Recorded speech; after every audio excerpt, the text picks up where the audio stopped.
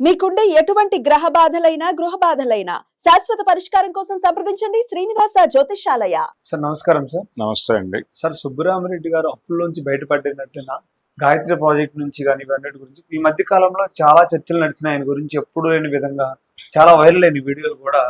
అసలు ఏం జరిగింది ఏంటి మరి ఎప్పుడైనా బయటకు వచ్చినట్టేనా సార్ కళాబంధం నుంచి? అంటే ఆయన జనరల్ గా ఏ ఫరం అయినా బ్యాంకులో లోన్ తీసుకోవడం అనేది ఏ వ్యాపారంలోనైనా సహజంగా జరిగేది. ఆయన కూడా అదే చేశాడు. ఆయన కుటుంబానికి చెందినటువంటి గాయత్రి ప్రాజెక్ట్స్ అనేటువంటి సంస్థ అది బ్యాంక్స్ నుంచి లోన్స్ తీసుకుంది. దాదాపు అంటే 6,000 కోట్లు అని ఒక మాట వినిపించింది, కానీ 8,000 కోట్ల వరకు ఉంటుంది అనేది ఫైనల్ గా చెప్తున్నారు. అయితే దీనికంటే ముందు సుబ్బరామిరెడ్డి గారు ఆల్మోస్ట్ చాలా కష్టాల్లో ఉన్నాడు. ఆయన ఫైనాన్షియల్ గా చిన్న చిన్న మొత్తాలకు కూడా ఎవరి మీదో డిపెండ్ అవ్వాల్సిన పరిస్థితిలోకి వచ్చేసాడు ఆయన. అంటే పూర్తి స్థాయిలో చిన్నాభిన్నం అయిపోయింది ఆయన సామ్రాజ్యం అన్న పద్ధతిలో ఒక ఆర్గ్యుమెంట్ అయితే నడుస్తూ వచ్చింది. చాలా మంది అలా ఆయన్ని డిస్క్రైబ్ చేస్తూ వీడియోలు పెట్టడం అది జరిగింది. నిజానికి ఆ కుటుంబం చాలా హర్ట్ అయింది. ఈ వీడియోలకి హర్ట్ అయ్యి మరీ ఇలా మాట్లాడేస్తున్నారేమిటి అనేది జరిగింది. అయితే వ్యాపారంలో నష్టపోవటము అనేది సహజం. ఎవరైనా ఓ సందర్భంలో రైజ్ అయినటువంటి సందర్భంలో ప్రతి ఒక్కళ్ళు భుజానేసుకుంటారు, కష్టాలు కూడా వస్తాయి. అంటే ఈ కష్టాలు కూడా నిజానికి ఆయనకి ఒక్కడికి వచ్చిన కష్టం అని కూడా నేను అనుకోవడం లేదు. ఎందుకంటే వీళ్ళందరూ కాంగ్రెస్ పార్టీతో ట్రావెల్ అయిన వాళ్ళు. కాంగ్రెస్ పార్టీతో ట్రావెల్ అవటము అంటే వీళ్ళ వలన పార్టీ ప్రయోజనం పొందింది, పార్టీ వలన వీళ్ళు ప్రయోజనం పొందారు. ఎలా పొందారు? వీళ్ళ ఎప్పుడూ కూడా కేంద్రంలో మంత్రి పదవులు అవి ఆశించలేదు. ఈయన కావచ్చు, కావూరు సాంబశివరావు కావచ్చు, అంటే వ్యాపార రంగంలో ఉన్నటువంటి వాళ్ళు ఎంపీలు అయినప్పటి సందర్భాల్లో వీళ్ళేమి పదవులు ఎక్స్పెక్ట్ చేయలే. కేంద్ర కేబినెట్ లో మాకు మంత్రి పదవులు కావాలి అని ఎప్పుడు క్లెయిమ్ చేయలే. వీళ్ళు సెంట్రల్ పూల్ వర్క్స్ లో తమకి రావాల్సినటువంటి కాంట్రాక్టులు మాత్రమే తీసుకునేవాళ్ళు. తీసుకుని చాలా అలా కాంట్రాక్టులు చేస్తూ బిజినెస్ మీద కథ నడిపేవాళ్ళు. కొంత పార్టీకి ఆర్థికంగా వెన్నుదన్నుగా నిలబడిన సందర్భాలు కూడా ఉన్నాయి. ఇలా నడిచేది. ఇలా నడుస్తున్నటువంటి టైంలో దాదాపు 12 సంవత్సరాలుగా కేంద్రంలో కాంగ్రెస్ పార్టీ అధికారంలో లేకపోవడం, ఈ ప్రయాణం దీనికంటే ముందు యూపీఏ హయాంలో కూడా కొంత సెంట్రల్ పూల్ వర్క్స్ ఇటువైపు రావడం తగ్గుతూ వచ్చింది. ఈ తగ్గుతూ వస్తున్నటువంటి క్రమం వీళ్ళందరూ సబ్ కాంట్రాక్టులు చేసుకుని కథ నడపాల్సినటువంటి ఒక పరిస్థితికి వచ్చేసారు. దీనికి ఒక కారణం ఏంటంటే సెంట్రల్ పూల్ వర్క్స్ అన్ని కూడా గుజరాతీ బ్యాచ్కి వెళ్ళిపోతున్నాయి. వాళ్ళు డిస్ట్రిబ్యూట్ చేస్తున్నారు. గతంలో పరిస్థితి ఇలా ఉండేది కాదు. ఇప్పుడు వీళ్ళు నిజంగానే సఫర్ అవుతున్నారు. అందరూ కావూరు సాంబశివరావు గారు వీళ్ళందరూ సఫర్ అవుతున్నారు. కాకపోతే సుబ్బరామిరెడ్డి గారి ఫరంకి సంబంధించిన బ్యాంక్ లోన్స్ దాని మీద ఓ డిస్కషన్ జరగటం వలన ఈయనకి సంబంధించిన చర్చ ఎక్కువ జరిగింది బయట. ఎప్పుడైతే ఆయన బ్యాంక్స్ లో ఇబ్బంది ఉంది, ఆయన ఫరంకి, ఈ గాయత్రి అనేటువంటి ఫరంకి బ్యాంకు సంబంధమైన సమస్యలు ఉన్నాయని మాట బయటకు రాగానే ఆయన ఫైనాన్షియల్ సిచ్యువేషన్ మీద ఎవరి ఎజంప్షన్ వాళ్ళు చేసేసుకుని మాట్లాడటం మొదలుపెట్టారు.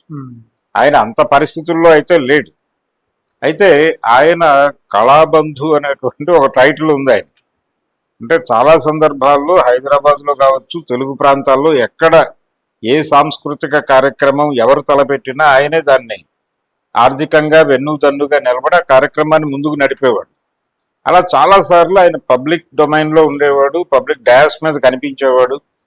ఆయనని పొగడ్తల్లో ముంచెత్తుతూ ఈవెంట్ ఆర్గనైజర్స్ ప్రసంగాలు నడుస్తూ ఉండేవి. అది గత కొంతకాలంగా అంటే దాదాపు 10 సంవత్సరాలుగా ఆ తరహా కార్యక్రమాలు ఏవి కనిపించలేదు ప్రపంచంలో. కనిపించకపోవడం వలన అసలు ఆయన ఏమైపోయాడు, ఆయన సమస్యలు ఏమిటి, ఆయన పూర్తిగా కష్టాల్లో కూరుకుపోయాడు, ఈ లెవెల్ నేరేటివ్లో వెళ్ళిపోయారు. ఇప్పుడు తాజా వార్త ఏంటంటే కొంత రిలీఫ్ దొరికింది. ఆయన రుణ సంస్థలు 30% చెల్లిస్తే చాలు అనేటువంటి ఒక రిలాక్సేషన్ ని ప్రకటించిన. ఇది కూడా సహజంగా జరిగేది. కాబట్టి వాళ్ళు ఇప్పుడు 8,000 కోట్లు ఉంటే వాళ్ళు 3,000 కోట్ల లోపల చెల్లించేస్తే క్లియర్ అయిపోయి బయటకు వచ్చేస్తారు. మళ్ళీ ఆ ఫరం మీద బిజినెస్ చేసుకోవచ్చు వీళ్ళు హ్యాపీగా. ఓకే. వన్ టైం సెటిల్మెంట్ లాంటి ఒక అవగాహనకైతే వచ్చాయి ఫైనాన్షియల్ ఇన్స్టిట్యూషన్స్.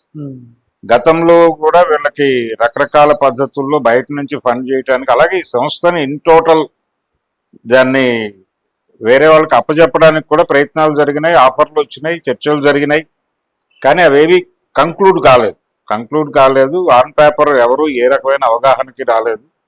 ఫైనల్గా ఇప్పుడు అక్కడ నుంచి రుణదాతల నుంచి ప్రపోజల్ రావటం, ఈ వన్ టైం సెటిల్మెంట్ అంటే ఇవి రకరకాల వడ్డీలు ఇవన్నీ కలిసి ఆ ఫిగర్కి రీచ్ అయి ఉంటాయి. అంతే తప్ప వీళ్ళు తీసుకున్న అమౌంట్ అంత అయి ఉండకపోవచ్చు. ఒక్కొక్క ప్రాజెక్ట్ మీద లోన్ తీసుకుంటారు. ఆ ప్రాజెక్ట్ మీద ప్రాపర్గా బిల్స్ రాక, లేకపోతే అక్కడ ఇంకేదైనా జరిగి అవి హోల్డ్ అయిపోయి లాక్ అయిపోయి సందర్భాలు అనేకం ఉన్నాయి. ఇలా రకరకాల పద్ధతుల్లో ఆయన ఇరుక్కుపోయాడు. ఆయన ఫరం ఇరుక్కుపోయింది, ఆయన కాదు. ఈ ఫరం ఇప్పుడు బయటపడేటువంటి పరిస్థితికి వచ్చింది. సో దాన్ని ఎలాగోలా బయటకు తీసుకొచ్చేస్తారు. బయటకు తీసుకొచ్చేయటం అనే దానిలో అంటే ఇప్పుడు వీళ్ళు సరెండర్ అయిపోయారా ఎన్డీఏ గవర్నమెంట్కి అనేటువంటి ఒక చర్చ జరుగుతోంది. సరెండర్ అయ్యారా లేదా అనేది పక్కన పెట్టేస్తే, ముందు ఒక బిజినెస్ ఫ్యామిలీ ఒక కష్టాల్లో నుంచి బయటపడే ప్రయత్నంలో ఉంది. ఆ దిశగా నడుస్తోంది. నిజానికి కేంద్రంలో ఎన్డీఏ గవర్నమెంట్ వచ్చిన తర్వాత చాలా మంది సౌత్ కాంట్రాక్టర్లకి ఈ పరిస్థితులు వచ్చేసినాయి, వాళ్ళందరూ కష్టాల్లో పడిపోయారు అనేటువంటి ఒక నేరేటివ్ నడుస్తోంది. ఈ నేరేటివ్ నిజమే అని అనిపిస్తుంది సుబ్బరామరెడ్డి గారి లాంటి వాళ్ళని చూస్తే. వాళ్ళు పబ్లిక్ ఏరియాలోనూ కనిపించట్లేదు, ఎక్కడాక బిజినెస్ ఏరియాలో అసలే లేరు.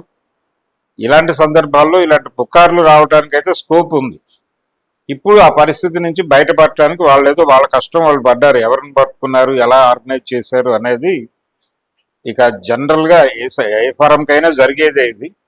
ఇప్పుడు వీళ్ళు 3000 crores లోపు ఏదో ఒక ఫిగర్ బయటకు వచ్చింది. అది క్లియర్ చేసేసి ఈ ఫైనాన్షియల్ ఇన్స్టిట్యూషన్స్ తాలూకా కష్టాల్లో నుంచి బయటకు వస్తారు. బయటకు వచ్చిన తర్వాత వాళ్ళ కార్యక్రమాల్లోకి వాళ్ళు వెళ్తారు, వాళ్ళ వ్యాపారాల్లోకి వెళ్ళిపోయిన తర్వాత మళ్ళీ కళాబంధు పేరుతో కార్యక్రమాలు మళ్ళీ జరగాలి. 2 తెలుగు రాష్ట్రాల్లోనూ సాంస్కృతిక బంధువుగా ఉన్నాడు ఆయన. కళాబంధు, సాంస్కృతిక బంధువు. సాంస్కృతిక సంస్థలు, ఆయనని నమ్ముకుని బతుకుతున్నటువంటి సంస్థలు చాలా ఉన్నాయి. వీళ్ళందరికీ మళ్ళీ వెన్నుదన్నుగా నిలబడి ఆయన మళ్ళీ ఒక్కసారి వేదికల మీద సుబ్బరామరెడ్డి గారు కనిపించాలి అని ఆయన ఫ్యాన్స్ కోరుకుంటున్నారు. ఆయనకు విడిగా అభిమానులు ఉన్నారు. ఆయన సినిమాలు తీశాడు, సినిమా నటులతో సాన్నిహిత్యం ఉండేది, సినిమాల్లో నటించాడు. సెక్రటరీ లాంటి సినిమాల్లో ఆయన సరదాగా యాక్ట్ చేశాడు అంతే. సినిమా యాక్టర్ కావాలనే ఉద్దేశాలు లేవు. కానీ ఆయనకి తనకున్న ఫ్రెండ్షిప్తో అక్కినేని నాగేశ్వరరావు గారితో, రామానాయుడుతో, వీళ్ళతో ఉన్న సంబంధాలు, ఫ్రెండ్షిప్ రీత్యా సరదాగా ఒక క్యారెక్టర్లో కనిపిస్తాడు ఆ సినిమాలు.